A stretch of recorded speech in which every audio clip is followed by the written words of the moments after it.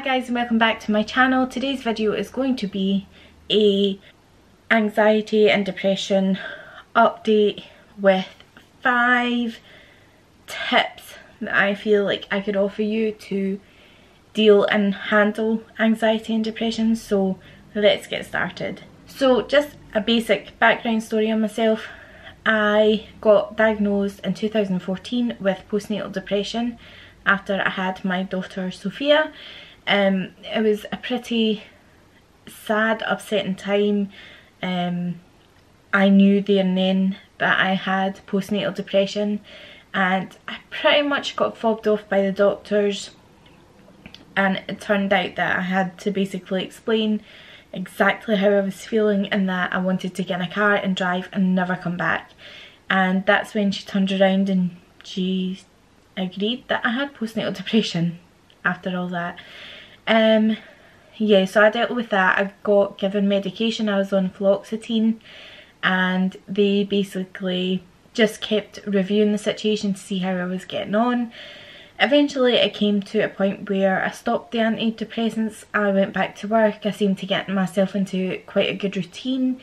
I was glad to be back at work because Sophia was such a difficult baby. She had a cow's milk protein allergy. I had postnatal depression, so it wasn't the easiest experience of having a newborn. I know obviously it's never going to be easy, it's a newborn baby, but yeah, it definitely wasn't one of the easiest situations that could have happened. Yeah, so anyway, went back to work, got myself into a really good routine, and about 18 months ago I had a relapse. It came out of absolutely nowhere. I don't know what happened, nothing bad had happened, and I just felt like I was getting to that point where everything, you know, my chest was getting a bit heavy and different scenarios were going on in my head, and I started panicking about different things. And you know, I mean, this is a general thing, so, but Derek couldn't do right for wrong. There was just, he would do something and in my mind it was wrong, and you know, we were being affected by it, and I knew there was something wrong because it just wasn't right. I knew, I couldn't put my finger on it, but it wasn't right. I definitely wasn't coping the way I should have been coping, and I just felt like I was going back to when I had postnatal depression. It wasn't as severe. I will point out, by the way, that when I did go through postnatal depression, it wasn't to the extent that I had suicide thoughts or anything like that. It was just more of a fact that I literally felt like I couldn't cope. Even going as far as asking my mum and dad to take Sophia as their own child because I just literally couldn't cope anymore. Luckily they were a lot stronger than I was, and you know, they just said things will get better and we'll help you and all that kind of thing. But I can remember going to my mum's house, and it was in the afternoon after work, and I sat on the couch and I just had a cup of tea, and I just felt like, I don't know if I felt like a bit of a failure because you know, I then had to admit that I wasn't coping again. And I think for me, pride is quite a big thing, you know, and I want everybody to love me and I want everybody to be proud of me. And I feel like if I get to that point where I can't cope anymore, I'm failing me, I'm failing my parents, I'm failing my husband, I'm failing my child, I'm failing, and I don't like that thought. I absolutely hate it.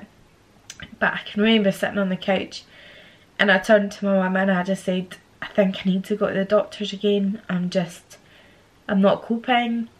And I don't know if she thought how serious I was being.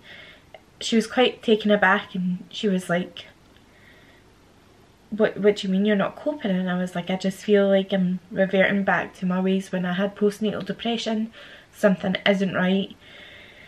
And yeah, I was like, I think I need to go to the doctors. And she was like, well, you know, book yourself an appointment. You know that we are all here for support no matter what. And yeah, I booked an appointment. I waited for an appointment for the doctor that I had seen previously when I suffered postnatal depression, because he was just absolutely amazing, and he was just, I think having that right doctor made it even easier, because he just seemed to listen, and that was amazing. All the doctors I had had previously were just, it felt as if they were kind of trying to fob you off. So yeah, I made an appointment for the doctor that I go and see all the time, and I went to him. I had a little chat. I just told him how I was feeling.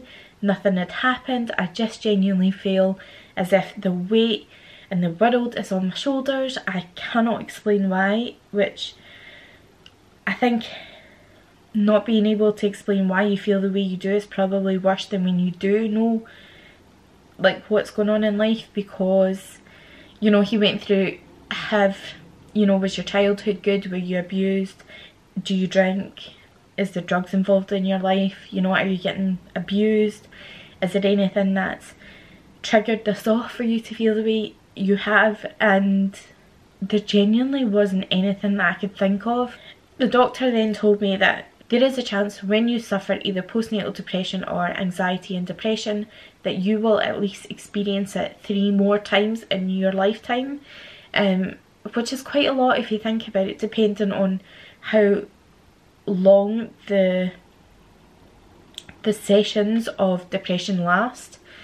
I mean, the depression which I got from Sophia was about 12 to 18 months, and then obviously I came off my medication, and then it hit me 18 months ago again, and I mean then you're talking another 18 months, so that is a lot during your lifetime if you think about it logically. So yeah, he had advised that he thinks the best thing for me was to go back onto fluoxetine.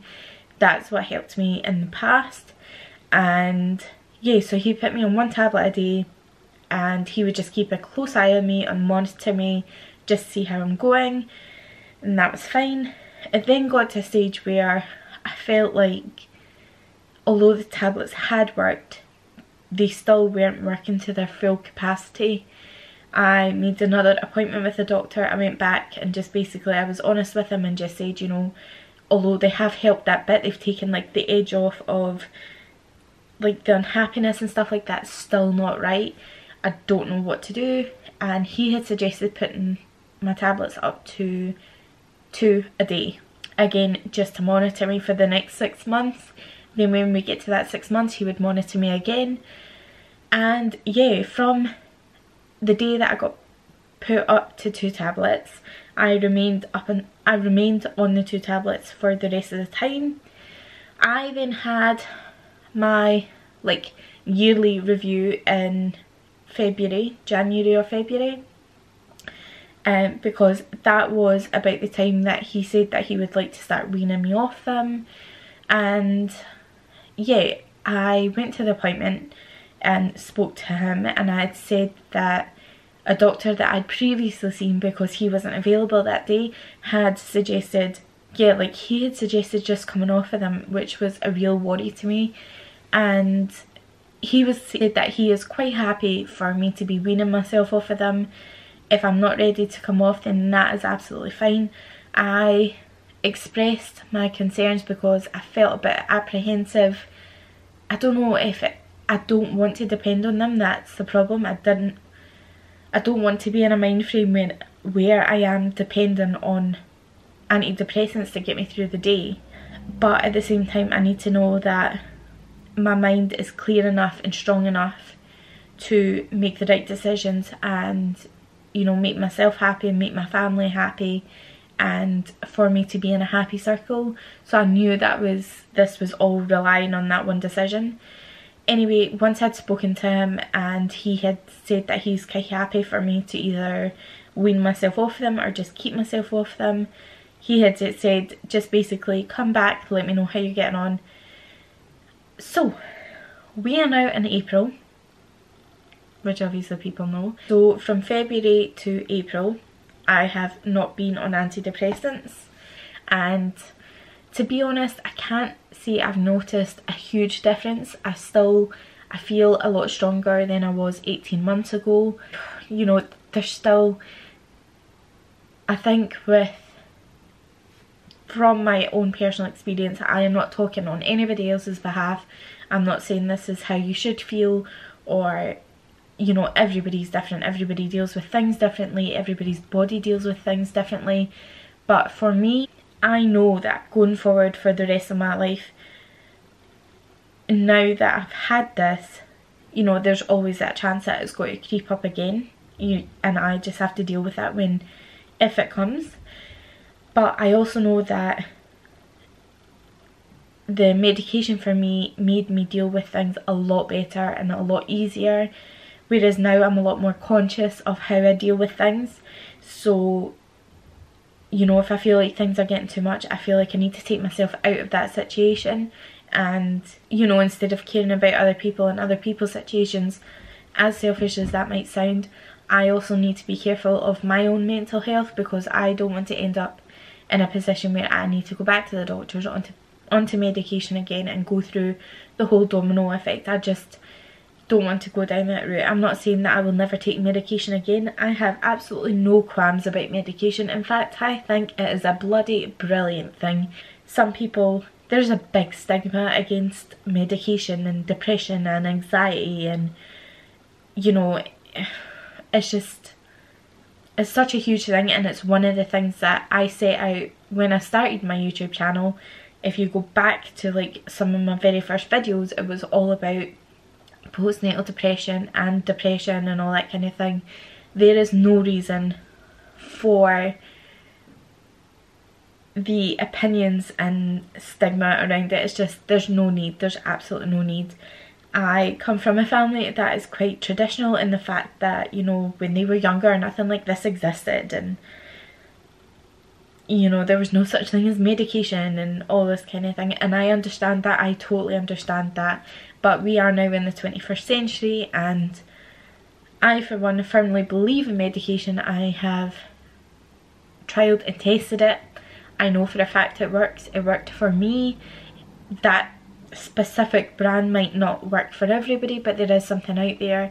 And the one thing I would say is, don't be afraid to go and try something. Just because you take medication, it doesn't mean that you're a failure. And I know that sounds like black and white after what I've said, but you know, taking medication, it doesn't make you a bad person. It doesn't mean that you're going to be on that drug for the rest of your life. It doesn't mean that you're going to depend on it for the rest of your life. It means that you get some control back in your life there and then, and you're able to deal with some tricky situations that you feel like you might not have when you didn't have that. If you can, try and find a GP who you get on really well with, who you know is there as a support. And yeah, just be open about everything. You know, everybody is entitled to have their opinions on how they feel, and if people don't believe in it, or they do believe in it, they don't believe in medication, they do. Everybody is their own person, but I just want to try and pop the stigma against it. Like, it's actually quite heartbreaking, the amount of cases there are where people aren't open about what they're dealing with, and there is suicide cases, whereas I am lucky, touch wood, that I never have to go through that again. But I am lucky mine never got to that stage, and I am also lucky that I was strong enough to know in my heart and in my head that there was a problem. And yeah, I think that's the very first step, and if you are taking that step, then you are a much stronger person than you believe in. But what I'm going to do is give you 5 tips on what I feel like has helped me along the way with dealing with postnatal depression and anxiety and depression. My first tip would be to communicate and be open about what is going on in your life. If you don't feel like you're comfortable enough telling a loved one that you speak to every day, or, you know, your parents, your boyfriend, your husband, anybody like that, sometimes it is easier reaching out to a stranger. I found, for me, that it wasn't my closest friends that I went to, it was actually girls that I hadn't spoke to in a long time, or I hadn't seen in a long time, but funnily enough are going through the same thing, and that just makes you bond even more. And it's also nice to know that you're not the only one, but definitely communicate. I'm not saying go and tell your next door neighbour who you've not spoken to in 5 years, but don't tell your husband. You need to communicate with your family and your friends, let them know what's going on, and just tell them that, you know, there will be a stage where you're willing to talk about it, but at this moment in time you would prefer not to. Just let them know that you are safe. Step number 2 is stepping away from negative situations or negative influencers. I found that there was a lot going on in my life that actually didn't really involve me. It had nothing to do with me, and all it was happening is it was bringing me down as a person. There's still things that go on now, you know, it could be things within family or something like that, you never know, but there are things that go on that I think, whoa, like I need to take a step back, I need to reel this back in, and I need to get myself better before I can deal with anything else. So always know that there is that line there, and if you feel like anything has been negative in your life, if somebody in your life is bringing you down, step away from that person, and, you know, just be honest. Life is too short and you need to do you, but definitely step away from negativity. Tip number 3 is write down or think about all the good things that you have in life. So I have this little notepad. I have this little notepad where I write everything in, absolutely everything. Although it does not contain what I am grateful for or happy thoughts. I actually got a happiness planner for my Christmas from Derek, and it's actually quite a good planner. It really is, because it gives you inspirational quotes, it gives you things that you should be grateful about, and, you know, it makes you think about different scenarios and different things that are going on in your life that you should be grateful for that you don't often think about. So that is a really good thing. But if you haven't got anything like that, you know, get yourself a diary and just think, you know, take some time to yourself at night and think about all the good things that you've got going on. I know sometimes it doesn't feel like there is, sometimes it feels like you're in the deepest, darkest hole that you could imagine, but try and think outside of that, because there will be something that you've got good in your life. You know, if you've got your family, you're grateful for them, you're grateful that you've got them around you, you've got a job, you've got a roof over your head. You know, it's easier to think about the negative things than it is a positive. And although it might just seem like, oh, I've got a house, but, you know, I wish it looked nicer, or I wish I could afford to do this, and at least you have a roof over your head. There is people out there that are so much worse off than us, and sometimes, like I said, it is so much easier to remember the negative stuff than over the positive. But just take a long hard think about different things that you've got in your life, or what you would like to achieve within a year or a month, or something like that. Make sure that you've got a positive path to follow. So set yourself goals or aims in a month or 2 months, 6 months to a year, you know, different things like that. But make it a positive thing, make it something that you want to work towards to make yourself better. Tip number 4 is to do what you love. In this day and age, it is so easy to say, you know, make sure you do stuff that you like to do and all this kind of thing. Make sure that you take some time out for you. Make sure that if there's a hobby that you like, go out of your comfort zone to do it. You know, there was a local dance class for women, and I had been thinking about joining it for so long, but there was always that anxious feeling at the back of my head, and, you know, even my heart, thinking, oh my god, I don't know anybody, how would I cope, you know, are people going to make a fool of me? Because, you know, I'm not the best dancer, although when I get a couple of drinks in me, I think I am. But you know, are they going to judge me for me? Do they know my story? Like, everything was going through my head at 100 miles an hour, and then I just thought, that night that it started, I was like, do you know what, just get yourself ready and go, put yourself out the comfort zone and just do something. And do you know what, I bloody love that class. I absolutely love it. You know, there is times that I think, oh, I just can't be bothered, I just want to go home and go to sleep tonight. But I don't. Well, to be fair, I would like to, but you know, Derek also encourages me, and he's like, no, go and do it, you really enjoy it. And once I come home, I'm like, I'm buzzing from the energy, and like, I just absolutely love it. I get such a buzz off of it. So, you know, go out of your comfort zone every now and again and push yourself to do something that you wouldn't usually do, and you will soon find confidence, and you will soon find that you start feeling better about yourself and about different situations, and you do start gaining that confidence to, you know, meet different people, broaden your personality, and just like boost yourself up a bit. Number 5, and the last one, would be to focus on you. So you do you, boo. I don't know if anybody's heard that saying, that was quite cheesy. But yeah, I would definitely say focus on you. At the end of the day, you need to realise that you are the function of,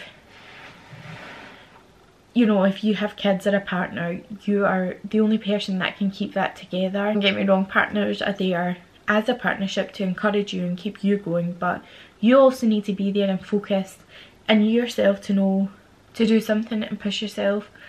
I know that I am a mum and a wife, and I know that, you know, as much as I want to sometimes, I can't just come home and go to bed. It's unacceptable. I can't do that. I need to keep the house going, and I need to keep my daughter going, and I need to keep my husband going, and they need to keep me going. We all work as a team, and although we might not realise that sometimes, you know, it's been quite a journey over the past 18 months for me. I have realised that before focusing on anybody else or spending my energy on somebody else that's like irrelevant to me, I need to focus on me, and I need to make sure that I am okay, so that my family's okay, because they need me and I need them, and we all need to be a functional family. So yeah, you definitely need to focus on you. If you feel like it's getting too much sometimes, take a step back, take a deep breath, and just relax and think about what's going on around you, and just remember that you need to do you before you can do anybody else. There is my inspirational speech, 5 top tips for dealing with anxiety and depression, or postnatal depression. If you would like more videos like this, please let me know. I don't know what you guys are going to think of this. So if you do, leave a comment down below. Also leave a big thumbs up and subscribe if you haven't already. And yes, I hope you guys have enjoyed this. Like I said, if you have, please let me know. Please let me know if you wish to see more videos, if you would like an updated video on postnatal depression, if you would fancy one on the cow's milk protein allergy that Sophia went through as a baby. I mean, she is 3 years old, she'll be 4 in October, but I can still remember these things like it happened yesterday, because those sleepless nights and crying babies and unhappy parents and emotional breakdown parents will never ever leave my memory. But yeah, that is it from me, guys. I hope you've enjoyed. I will see you all later. Bye!